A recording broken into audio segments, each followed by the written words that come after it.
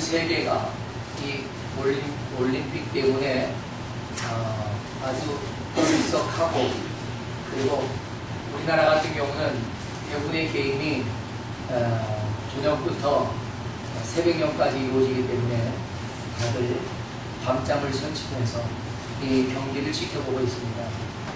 지금 저희 나라가 종합 5위라고, 금메달이 13개? 네, 13개라고 참 대단한 성적을 거두고 있죠. 네. 여러분, 금메달과 은메달, 이거는 너무나 큰 차이입니다. 그래서 그런 말이 있잖아요. 세상은 2등을 기억해 주지 않는다 하는 겁니다. 2등을 기억하지 않는다. 1등만 기억한다 하는 것입니다. 왜요? 세상이 그렇습니다. 세상은 무한 경쟁 속에서요 1등만 기억합니다. 여러분, 하나님도 그러신 거 아십니까? 하나님도요, 하나님의 자녀만 기억하십니다. 아멘. 하나님의 자녀가 아닌 사람들을 향해서 내가 너를 도무지 알지 못하노라 라고 말씀하십니다. 하나님이 여러분을 향해서 뭐라고 하실까요? 내가 너를 안다. 할렐루야. 아멘. 내가 너를 안다.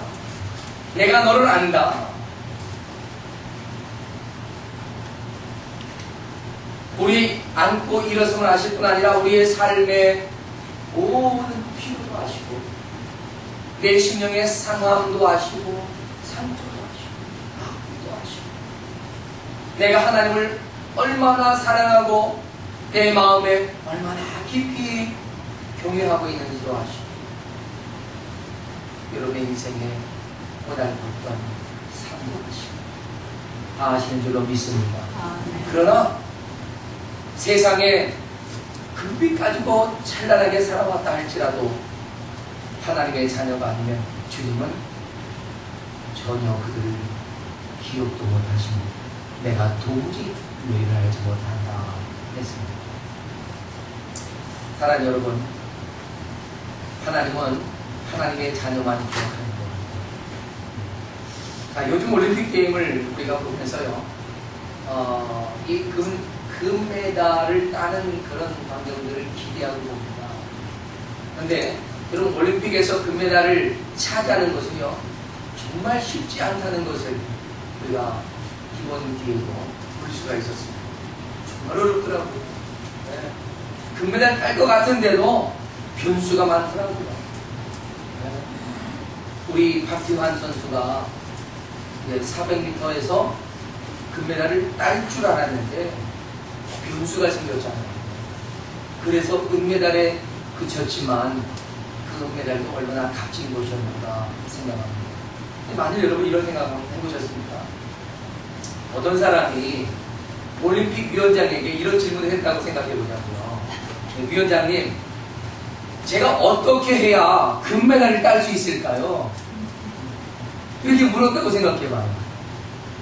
그랬더니 올림픽 위원장이 이렇게 말한 겁니다. 그건요, 올림픽 게임에 참여해서 출전해서 여러 경쟁자들을 물리치고 1등을 하면 금메달을 줍니다. 이렇게 대답했다고 합시다.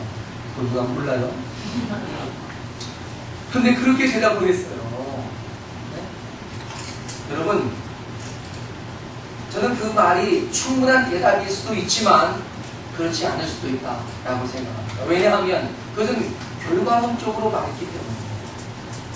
예수님이 오늘 본문 말씀도요, 여러분 그와 비슷하다는 거 아십니까? 내가 어떻게 영생을 얻을 수 있습니까?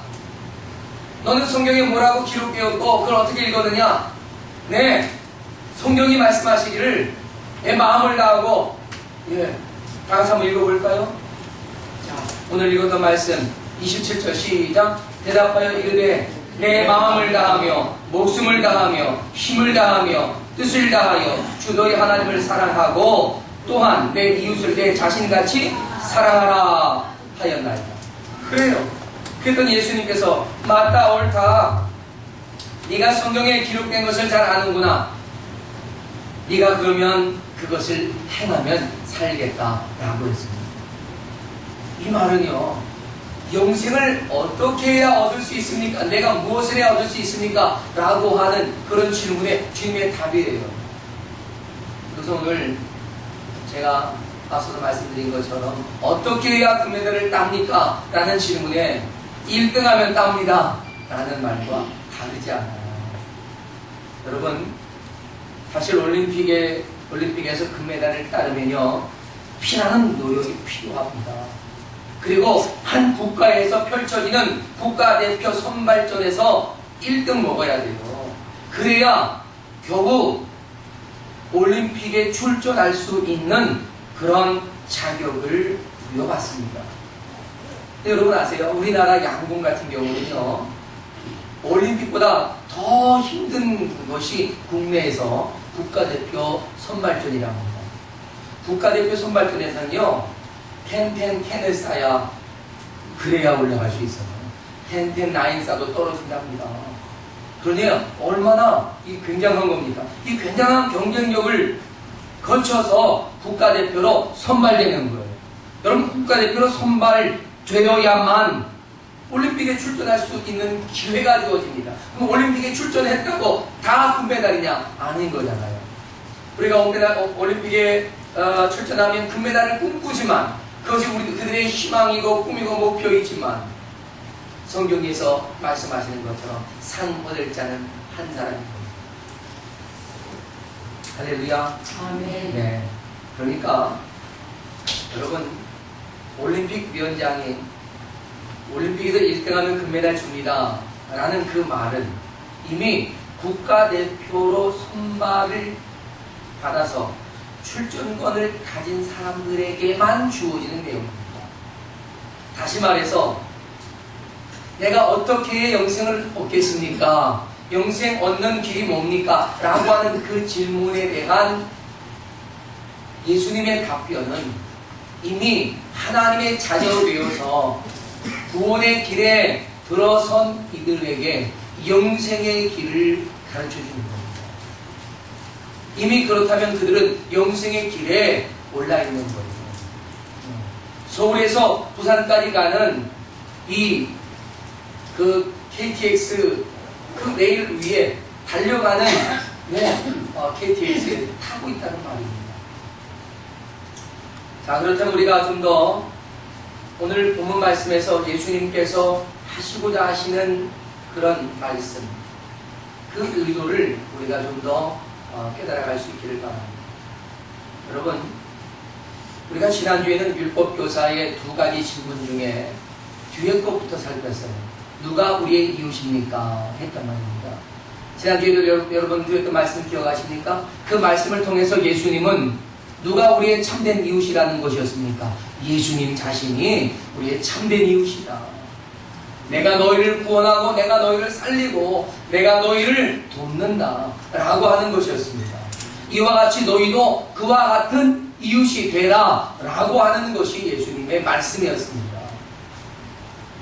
그럼 오늘 우리는 그 이웃됨에 대한 예수님의 정의와 더불어서 오늘 첫 번째 질문이었던 내가 어떻게 해야, 무엇을 해야 영생을 얻겠습니까? 라고 하는 이 첫 번째 질문, 이 질문을 주님이 어떻게 답하시는가 하는 겁니다. 여러분, 이 질문은요, 이미 이 율법 교사가 예수님께 영생을 얻는 길을 모르기 때문에 물은 것이 아니었습니다. 예수님을 시험하고자 예수님을 테스트한 거예요. 예수님이 진리를 잘 알고 있는지, 내가 그분에게 배울 만한 것이 있는지, 그를 테스트한 거예요, 테스트. 그러니까, 지금 이 율법 교사가 예수님께 어떤 의도로 물었는지를 주님은 아십니다. 그가 어떤 의도로 물었든지 간에 주님은 주님께서 말씀하시고자 하시는 의도와 목적으로 말씀하셨다는 거예요. 할렐루야. 그러니까 우리가 오늘 이 본문의 말씀은 예수님이 우리에게 무엇을 말씀하시려고 하느냐 하는 것에 초점을 두고 말씀을 봐야 합니다. 그렇지 않으면 이 말씀의 의도가 약간 곁길로 갈 수가 있어요. 여러분, 예수님의 첫 번째 답변이 이루어지는데 뭐라고 했냐면 율법에 어떻게 기록되었느냐 라고 묻습니다. 네가 율법 교사라면 율법에 그에 대한 말씀이 무엇이라 기록되었는지 알 거다. 그리고 너는 그것을 읽을 때 어떻게 읽었느냐. 이 말은 그 말씀을 네가 제대로 믿고 받아들였느냐. 너는 그 말씀에 대하여 내 삶에 어떠한 자세를 가지고 받아들이고 있느냐. 이런 얘기입니다. 그러니까 이 율법 교사는 예수님께 분명하게 자신있게 말합니다. 내 마음을 다하며 목숨을 다하며 힘을 다하며 뜻을 다하며 주 너희 하나님을 사랑하고 또한 내 이웃을 내 몸과 같이 사랑하라고 했습니다. 신명기 6장 5절에 있는 말씀을 그대로 인용한 거예요. 예수님이 뭐라고 대답했습니까? 맞다, 옳다, 내 말이 옳다. 그러면 그대로 살아라, 그대로 행하라. 그러면 네가 살리라 했습니다. 여러분, 이거 굉장히 중요한 말씀입니다. 우리는 여기서 영생을 얻으려면 어떻게 해야 하는가 하는 그런 깨달음을 얻을 수 있게 되기를 바랍니다. 사실 우리가 영생을 얻고 구원을 받기 위해서 우리가 할 수 있는 일이 있을까요? 없습니다. 우리는 우리가 영생을 얻고 영생의 길에 들어갈 수 있는 그러한 일을 위해 내가 할 수 있는 일은 아무것도 없다는 겁니다. 네? 다만 하나님께서 구원과 영생을 위해 필요한 모든 것을 이루셨습니다. 하나님께서 계획하셨고 예수 그리스도께서 이루셨고 성령께서 우리에게 적용함으로 성취하시고 그로 인해 삼위일체 하나님을 통하여서 우리가 온전한 구원의 자리에 이르게 된다는 것입니다. 할렐루야. 네.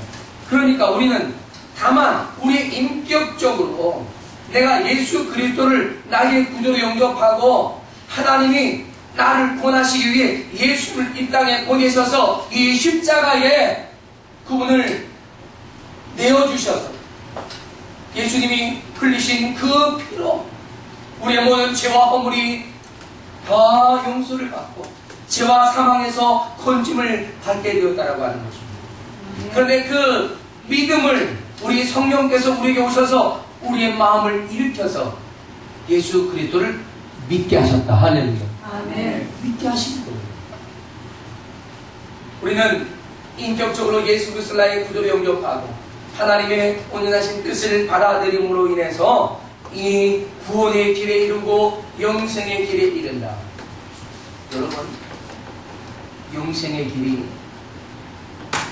우리가 생각할 때에 영생의 길이라고 하는 것은 영생으로 이루어진 길을 말하는 것이지, 영생으로 이어가는 길을 말하는 것이지 영생의 방법을 말하고 있는 것이 아니라는 사실을 알아야 합니다. 영생의 길과 방법은 달라요. 영생을 얻는 방법은 예수 그리스도를 믿는 겁니다. 믿습니까? 아멘. 영생의 길은 달라요. 오늘 바로 그것을 우리가 말씀을 통해서 깨닫지 않은 것입니다. 영생의 길이 무엇이냐? 우리가 영생의 길을 걷고 있는 구원받은 인생이라면 우리는 그 길을 어떻게 걸어가야 하느냐 하는 것입니다. 할렐루야. 아멘. 여러분에게 인생, 여러분에게 주어진 영생의 길을 지금 여러분이 누리고 가지고 있다는 사실을 믿으시길 바랍니다. 옆에 분에게 앞뒤로 이렇게 축복하세요. 당신은 지금 영생의 길로 가시고 계십니다. 할렐루야. 그렇죠. 여러분은 지금 어떤 길로 가고 있다고요? 영생의 길로, 영원히 사는 그 길로 가고 있습니다. 그 길에서 여러분이 떨어지지 않습니다. 그 길을 가는 거예요. 그렇다면 그 길을 어떻게 가느냐 하는 것이 오늘 예수님이 우리에게 전해주고 싶은 말씀이고 율법 교사의 입을 통해서 그것을 우리에게 전하고 계신다 하는 것입니다. 율법 교사가 뭐라고 대답했어요? 첫째는 내 생명과 힘을 다해서 하나님을 사랑하고 둘째는 이웃을 내 몸처럼 사랑하는 것이라고 했습니다. 그리고 예수님은 그대로 행하면 살리라 라고 하셨습니다. 자, 그렇다면 예수님께서 우리가 행함으로 구원을 받는다라고 하는 말씀인가요? 아닙니다. 그렇지 않아요. 예수님의 말씀은 행함으로 구원을 얻는다 라는 말씀이 아니에요. 믿습니까? 네. 구원은 오직 믿음으로 받습니다. 네.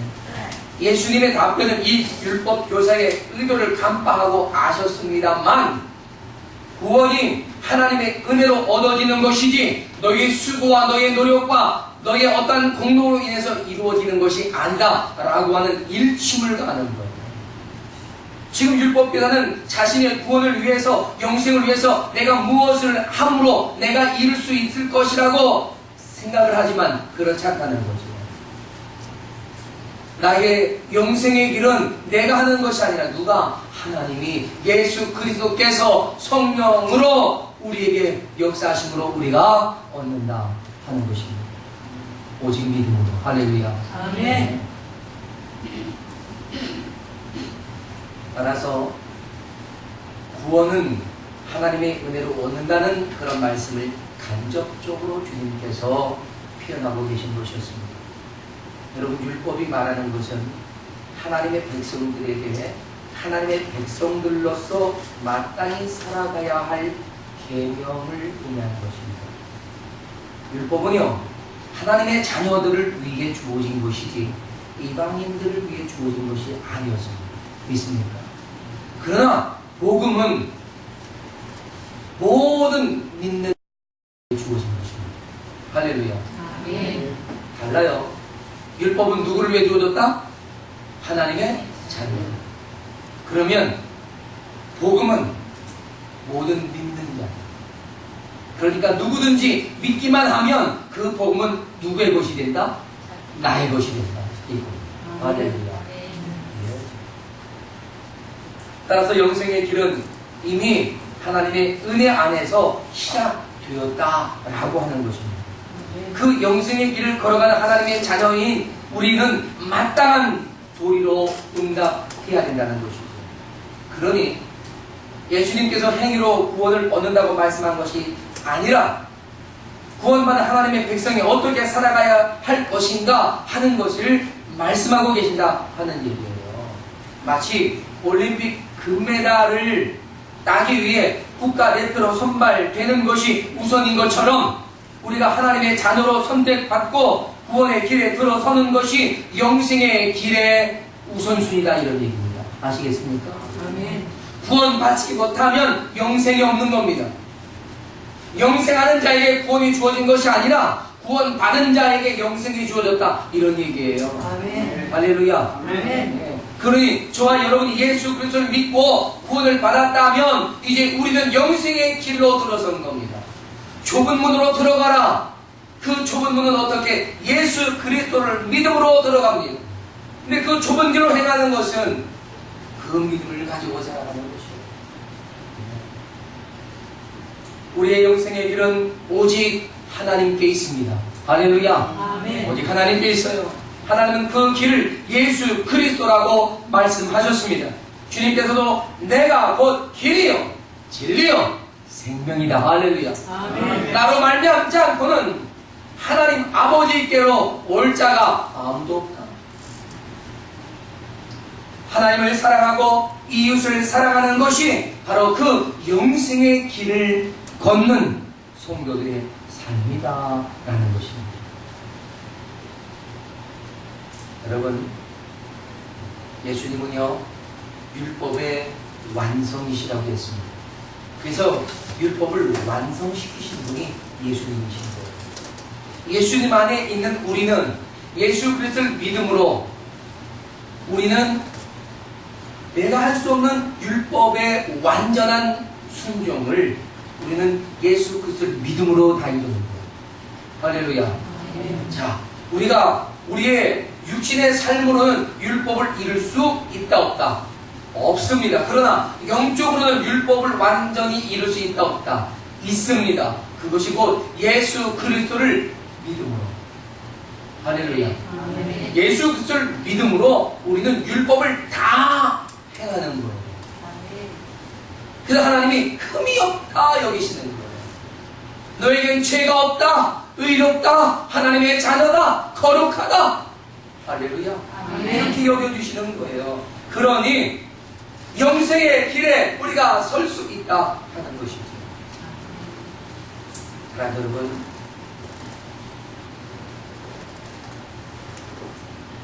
우리는 율법을 다 지켜 행하면 구원을 받는 것을 알아야 합니다. 율법을 다 지켜 행하면 그 율법의 완성이 뭐죠? 예수 그리스도. 그분을 믿으면 구원을 얻는 것. 이것이 율법의 완성이에요. 아멘. 이것까지 되어야 율법을 완전히 뭐 하는 거예요? 그렇죠. 순종하는 것이요. 그래서 세계적으로 유명한 우리나라 신학자 중에 세계적으로 아주 유명한 학자인데 김세윤 박사라고. 제가 미국에서 애슐랜드에서 공부하다가 이제 사정상 그 플러신학교로 트랜스퍼해서 그쪽으로 이제 들어가게 되었는데 그 김세인 교수가 그곳에 박사과정의 디렉터였습니다. 대학원 다녔어요. 그래서 그분하고 상담하고 정 목사님 들어오세요. 내가 정 목사님 기도하겠습니다. 그래서 트랜스퍼에서 가려고 하는데 IMF가 더 있다는 거예요. 그래서 못 갔어요. 제가 세계적인 학자한테 제자가 될 수 있는 기회도 있었어요. 얼마나 안타까운데. 여러분 저 보내주세요. 가서 공부하고. 네. 근데 김세인 교수가 우리 그리스도인들도 율법을 완전히 지키면 구원을 얻는다라고 했습니다. 거기에 그 완전히 지킨다라고 하는 말은 예수 그리스도를 믿는 것이 그 마지막 율법의 완성이기 때문에 그렇습니다. 할렐루야. 아멘. 여러분, 우리가 이 성경에서도 세상에는 의는 하나도 없다. 스스로 하나님의 영광에 이를 수 있는 사람도 없다라고 하는 선언을 하고 계십니다. 그러니 우리는 율법의 행위로는 구원을 얻을 만한 자격을 얻을 수 없다는 거죠. 하지만 예수 그리스도를 통해서 우리가 그 구원에 이르게 되어진다는 사실, 이제 그로부터 우리는 새로운 우리 인생의 시작이 되어지는 겁니다. 그것을 예수님은 지금 우리에게 말씀하기를 원하신 겁니다. 예수 그리스도 안에 있으면 새로운 피조물이 될 뿐 아니라 그로 인해서 우리는 영생의 길에 서게 되는 것입니다. 그러면 예수 그리스도 안에 있는 자들은 어떻게 살아가느냐 하는 것이 지금 율법 교사가 대답한 바로 그 말씀이라는 것입니다. 우리는 그렇게 이해하는 것이 좋습니다.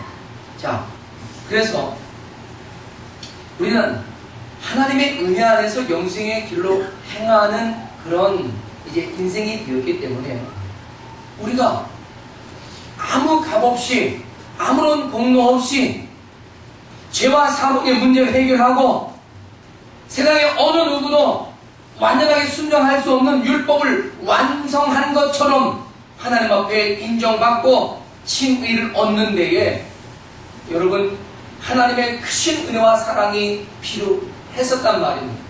나를 위해서 예수 그리스도가 십자가에 내어줌이 되셨단 말입니다. 이 엄청난 은혜와 사랑을 입은 우리가 그 영생의 길에 섰을 때 그 감격이 얼마나 크고 놀랍나 이런 얘기예요. 여러분은 여러분의 평생을 살면서 구원의 감격을 가지고 살아야 합니다. 구원의 감격이 있어야 돼요. 아멘. 그래서 그 구원의 감격 속에서 우리는 하나님을 사랑하되 내 영혼의 전부를 다해 사랑할 수 있고 내 육신의 건강의 전부를 다해 사랑할 수 있고 내 인생의 전부를 들여서 사랑할 수 있는 것이다. 이런 얘기예요. 이미 영생의 길에 있다면 바로 그렇게 해야 된다는 것입니다. 영생의 길에 있다면 우리는 이웃을 내 몸같이 사랑해야 한다는 것입니다. 왜요? 왜 그렇습니까? 예수님이 그렇게 하셨기 때문에. 예수님이 영생의 길이시고 우리가 그 예수 그리스도 안에서 영생의 길에 섰기 때문에 주님이 행하신 영생의 길, 하나님을 어떻게 사랑했고 이웃을 어떻게 사랑하셨는지를 우리는 알고 그대로 따라 행해야 한다 하는 것입니다. 사랑하는 여러분, 이런 놀라우신 주님의 사랑을 우리가 받았다면 나의 목숨, 나의 능력, 나의 인생을 여러분 뭘 아끼겠습니까? 아낌없이 다 주 앞에 헌신하며 드릴 수 있지 않겠습니까? 우리가 주님을 위해서 나의 목숨이나 나의 능력이나 재물이나 인생을 아끼지 않고 다 드렸다고 해서 여러분 그것이 결코 대단한 것이 아닙니다. 오히려 당연한 거예요. 너무나 당연합니다. 여러분 제가 30년 전에요, 고난과 시련 속에서 주님께 고백한 당연한 희생이라는 제목의 신앙시가 있습니다. 꼭 여러분에게 이 신앙시를 들려드린 적이 있는지 모르겠습니다. 근데 제가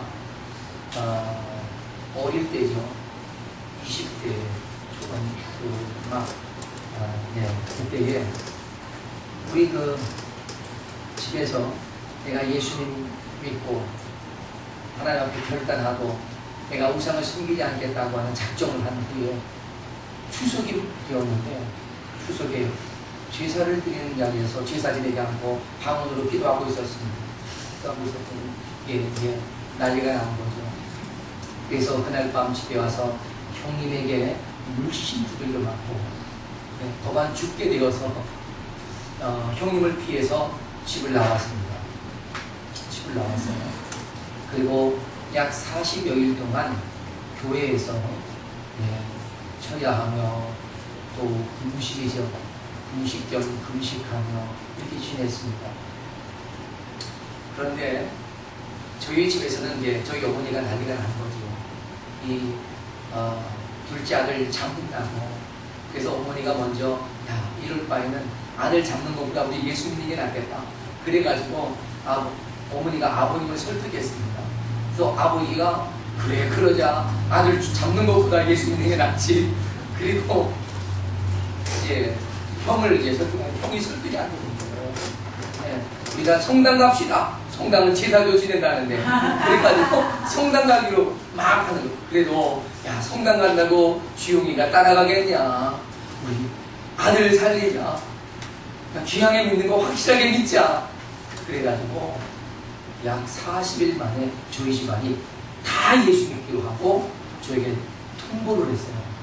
통보 오기 하루 전날 밤에 제가 교회에서 철야하고 이렇게 혼자 있으니까 교회 집사님들이 오가면서 먹을 것 같다 했는데 라면을 좀 이렇게 사다 놓은 거예요. 근데 마지막 라면 한 개를 딱 남았어요. 제가 여러분 식성이 얼마나 좋습니까? 그렇죠? 아시잖아요. 얼마나 잘 나와요. 근데 마지막 라면 한 개를 먹고 이제 주실 때까지 굶어야 할 참이에요. 그러니까 어떻게 끓였겠어요? 물 잔뜩 때려 붓고 그리고 라면 하나 끓이고 있는데요. 라면 집어넣고 라면 스프를 넣었어요. 일어났는데 갑자기 성령이 감동을 하시는 거예요. 그러면서 내 마음으로 하나님의 음성 같은 것이 내 마음의 시적 고백으로 하나님께 고백되어지는 그 고백이 있었어요. 그것을 제가 신문에다가 막 받아 적었잖아요. 그 적은 것을 오늘 여러분에게 개봉박도 개봉하겠습니다. 이렇습니다. 주여, 내가 주를 위하여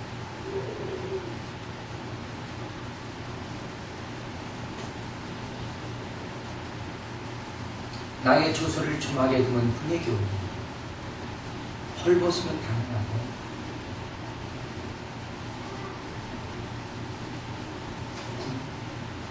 굶주림도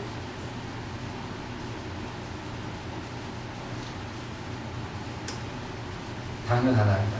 그것은 주께서 하늘의 모든 영광을 버리고 이 땅에 오실 때 그 위에 나셨기 때문입니다.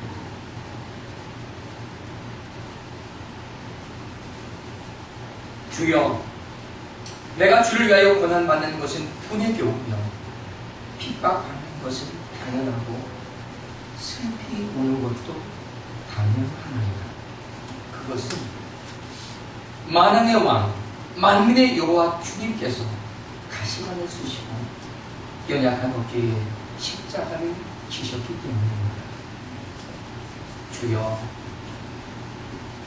내가 주를 위하여 이 생명 드린 것, 피 흘려 충성함이 당연하나이다. 그것은 주님께서 마지막 피 한 방울까지도 나를 위해 흘리셨기 때문입니다. 주여, 그러나 이토록 기쁘고 감사한 것은 무엇 때문입니까? 그것은 주님께서 죽음의 권세를 이기시고 사흘 만에 영광의 빛을 발하시며 다시 사셨기 때문입니다. 아멘. 네.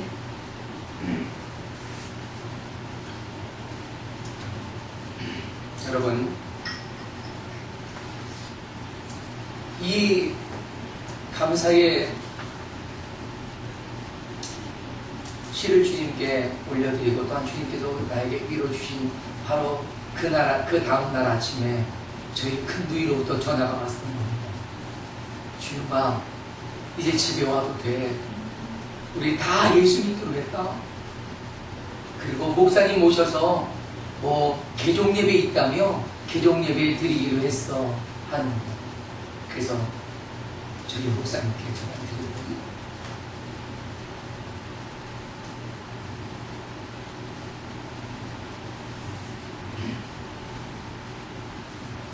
그 목사님이 우시는 거예요.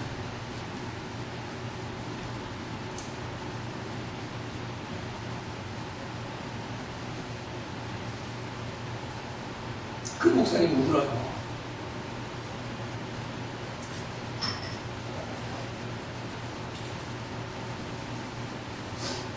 나중에 알고 보니까요, 목사님하고 사모님께서 저희 어머니 찾아가서 그렇게 전도를 했습니다. 아들 살리자. 지금 교회에서 금식하고 한번 합니다.